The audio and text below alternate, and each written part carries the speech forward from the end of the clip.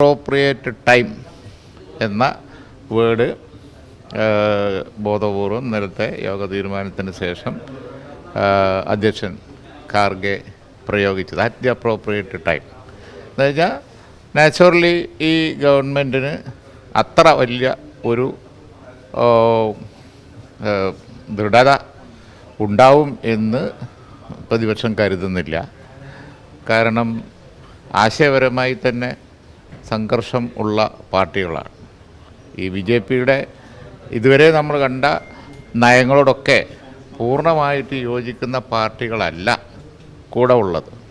അപ്പോൾ അവർ എന്ത് ചെയ്യുന്നു എന്നുള്ളത് വളരെ ഇൻട്രസ്റ്റിംഗ് ആണ്.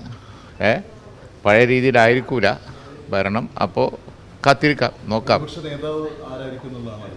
അല്ല അപ്പോൾ ഈ ഒരു വിഷയത്തിലുള്ള നിലപാട് അതാണ്.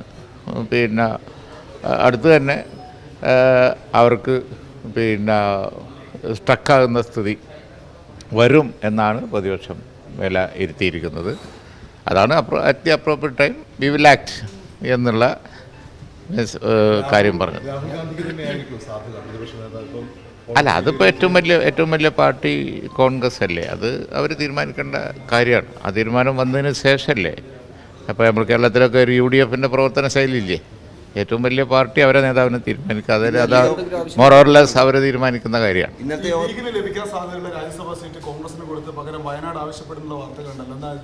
നിങ്ങൾ ഭാവനയിൽ ഓരോന്ന് മെനഞ്ഞെടുത്ത് ചോദിച്ചാൽ ഞാൻ എന്താ മറുപടി പറയും? അങ്ങനൊന്നുമില്ല. അങ്ങനൊന്നും ആലോചിച്ചിട്ടുമില്ല, ഒരു കാര്യമില്ല. ലീഗിനിപ്പോൾ രാജ്യസഭാ സീറ്റേ ഉള്ളൂ. അതൊക്കെ തീരുമാനമായ കാര്യങ്ങളാണ്. വയനാട് കോൺഗ്രസ് തന്നെ മത്സരിക്കും. അതിലൊന്നും ഒരു കഥയും വേണ്ട. ഈ LDF-ൽ രാജ്യസഭാ സീറ്റിലൊരു തർക്കം നിൽക്കുന്നത്, പ്രത്യേകിച്ച് ജോസ് കെ മാണിക്ക് സീറ്റിന് അവകാശമുണ്ട്, അതുകൊണ്ട് അവർ ഉന്നയിക്കുന്നുണ്ട്. പക്ഷേ CPI വിട്ടു കൊടുക്കാൻ തയ്യാറില്ലാത്തത് പ്രതിസന്ധി അവിടെ ഉണ്ട്. അതിന് UDF എങ്ങനെയാണ് കാണുന്നത്? അല്ല, അതിൻ്റെ പിന്നാലൊന്നും ഇപ്പോൾ ഞങ്ങൾ പോകുന്നില്ല. അത് അവരുടെ ആഭ്യന്തര കാര്യങ്ങളാണ്. അത് അവർ തീരുമാനിക്കട്ടെ. ഞങ്ങളുടെ രാജ്യസഭാ സീറ്റിൻ്റെ കാര്യം ഞങ്ങൾ തീരുമാനിക്കാം. അവരുടെ ആഭ്യന്തര കാര്യ കേരളം ഇടപെടുന്നില്ല. അവർ തർക്കത്തിലാണെന്നറിയാം. ഈ കേരളത്തിലെ പുതിയ സാഹചര്യത്തിൽ ഇപ്പോൾ വലിയ വിജയം ലഭിച്ചു. അടുത്ത നിയമസഭാ തെരഞ്ഞെടുപ്പിന് മുൻപ് മുന്നണി രൂപീകരിക്കണം, അതിന് വിട്ടുപോയ കക്ഷികളെ തിരികെ കൊണ്ടുവരണം എന്നുള്ള സജീവ ശ്രമം ആരംഭിക്കവിടെ. അല്ല, ഇതൊക്കെ എന്താണെന്ന് വെച്ച് കഴിഞ്ഞിട്ടുണ്ടെങ്കിൽ ഇപ്പോൾ ഈ പറഞ്ഞ പോലെ തന്നെയാണ്. നമ്മളിപ്പോൾ അവിടുന്ന് കൊഴിഞ്ഞു വീഴുന്നുണ്ടോ എന്ന് നോക്കി അതിൻ്റെ പിറകെ പോകുന്ന പരിപാടിയൊന്നും ഇല്ല. അതൊക്കെ വളരെ ഡീസൻ്റായിട്ട് ഉള്ള ഒരു അപ്രോച്ചാണ് ഞങ്ങളൊക്കെ എടുക്കാറുള്ളത്. അതൊക്കെ അവർ തീരുമാനിക്കേണ്ട കാര്യമാണ്. അവർക്ക് അതിനുള്ള ബുദ്ധി, അതിനുള്ള പാർട്ടി സെറ്റപ്പ് കാര്യങ്ങളൊക്കെ ഉണ്ടല്ലോ. ഓരോ പാർട്ടികളും തീരുമാനിക്കേണ്ട കാര്യം. അല്ല, ഞാൻ പറഞ്ഞു, ആ കാര്യം കോൺഗ്രസ് തീരുമാനിക്കേണ്ടതാണ്. ആര് വന്നാലും. ഞാൻ ഇലക്ഷന് മുമ്പ് ആവർത്തിച്ചത് റായ്ബറേലിയിൽ രാഹുൽ ഗാന്ധി സ്ഥാനാർത്ഥി ആയപ്പോൾ പറഞ്ഞത് ഇപ്പോഴും പറയാണ്.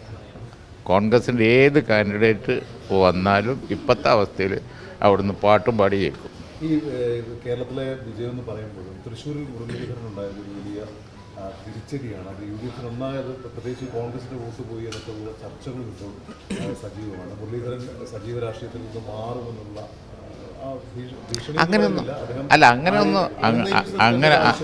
അങ്ങനെയൊന്നും ഉണ്ടാവും എന്ന് തോന്നുന്നു. ഞാൻ അദ്ദേഹവുമായി സംസാരിച്ചിരുന്നു. അദ്ദേഹത്തിൻ്റെ വിഷമം അദ്ദേഹം പറഞ്ഞു എന്ന് മാത്രമേ ഉള്ളൂ. അദ്ദേഹം വളരെ സജീവമായി തന്നെ രാഷ്ട്രീയത്തിൽ എടുക്കുകയും ഒരുപാട് റോള് ഇനി എടുക്കുകയും ചെയ്യും എന്നാണ് ഞാൻ കരുതുന്നത്. ഈ മുരളീധരന് വയനാട് സീറ്റിന് അർഹതയില്ലേ? മുരളീധരൻ എവിടെയെല്ലാം പോയതാ? മുരളീധരന് എങ്ങോട്ടും ഫിറ്റാണല്ലോ. നെയ്യാറ്റിൻകര പോയി, വടകര വന്ന് വമ്പൻ ജയം നേടി. അതുപോലെ തന്നെ വയനാട്, കോഴിക്കോട് ഒക്കെ മത്സരിച്ചിട്ട്, ഞങ്ങളുടെ ഒരു സീറ്റായ കൊടുവള്ളി മത്സരിച്ചിട്ട് ഒരുപാട്.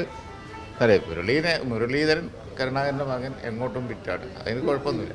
ഇപ്പോൾ തൃശ്ശൂർ ഒരു തോൽവിയുണ്ട് വന്നു എന്ന് വിചാരിച്ചത് വലിയ ഒരു സംഭവമൊന്നുമല്ല.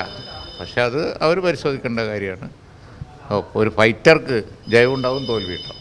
ഒരു കാര്യം കൂടി ചോദിച്ചോട്ടെ. നമ്മൾ CAA തുടങ്ങിയ വിഷയങ്ങളിൽ ഗംഭീരമായി ലീഗൽ കോർഡിനേഷൻ ചെയ്യുകയും സുപ്രീം കോടതി മികച്ച പ്രകടനം കാഴ്ചവെക്കുകയും ചെയ്യുന്ന ഹാരിസ് ബീരാനെ രാജ്യസഭയിലേക്ക് ലീഗ് പരിഗണിക്കും. അതൊന്നും എൻ്റെ പരിധിയിൽ വരുന്ന കാര്യമല്ല. അത് തങ്ങൾ പറയേണ്ട കാര്യമാണ്. ഞങ്ങളത് സംബന്ധിച്ചുള്ള അജണ്ട ഒക്കെ വന്നതിന് ശേഷം ആ കാര്യം പറയാം.